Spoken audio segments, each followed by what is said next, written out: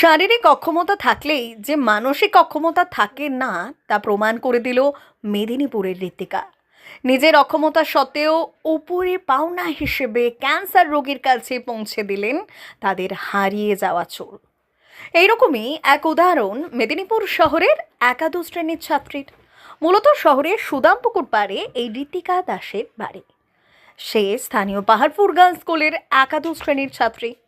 এমনিতেই ঋত্বিকা ঠিকভাবে কথা বলতে পারে না, কথা যায় জড়িয়ে, এবং সে স্পেশাল চাইল্ড হিসেবেই পরিগণিত। কিন্তু তার নিজের অক্ষমতাকে সে কখনো প্রকাশ করতে দেয়নি, বরং পাশে দাঁড়িয়েছে যারা ক্যান্সারে হারিয়েছে তাদের প্রিয় মাথার চুল। তাই সে তার লম্বা চুল এই অসময়ে দান করলেন তাদের উদ্দেশ্যে। এদিন তার মা সঙ্গে থাকা অবস্থায় সে তার লম্বা ঘন চুল কেটে পাঠিয়ে দেয় সেই সব অসহায় পেশেন্টদের জন্য। আর এই মহৎ কাজের জন্য ডে নিউজের পক্ষ থেকেও কুর্নিশ জানানো হচ্ছে ঋত্বিকাকে। কারণ আজকের দিনে মানবিকতার খুব প্রয়োজন সহমর্মিতার। কিন্তু যারা সুস্থ সবল মানুষ তাদের মধ্যে কবে এই দায়িত্ব, কর্তব্য এবং সহমর্মিতা জেগে উঠবে সেই প্রশ্ন তুলে দিয়েছে ছোট্ট ঋত্বিকা। তোমার নাম? কিসে পড়ো? কিসে পড়ো? 11।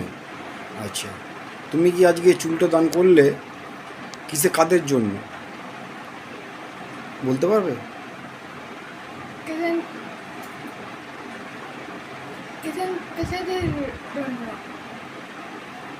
তুমি কোথা থেকে জেনেছো এটা? মা বলে দিয়েছি। আচ্ছা, তোমার এই চুল দান করে কেমন লাগছে? ভালো লাগছে। তোমার মতন কি আরো কাউকে বলবে চুল দান করতে?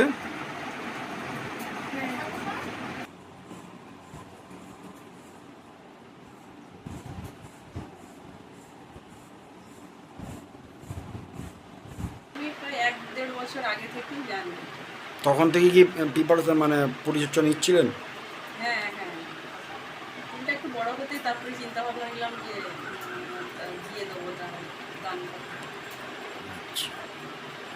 উনি তো বিশেষ চাহিদা সম্পন্ন বাচ্চা। হ্যাঁ তো আপনি কি চান এরকম মানে সকলের জন্যই কি এরকম করে সকলে এগিয়ে আসুক? হ্যাঁ অবশ্যই, আমার মেয়ে হয়ে যদি এরকমই হয়ে যদি সে যদি দান করতে পারে তাহলে যারা সুস্থ স্বাভাবিক তাদের তো দেওয়া উচিত, সকলেরই দেওয়া উচিত। ওর নামটা কি? ঋত্বিকা দাস। কত বয়স? ওর হচ্ছে 17 বছর। তোমার দিকে দেখো,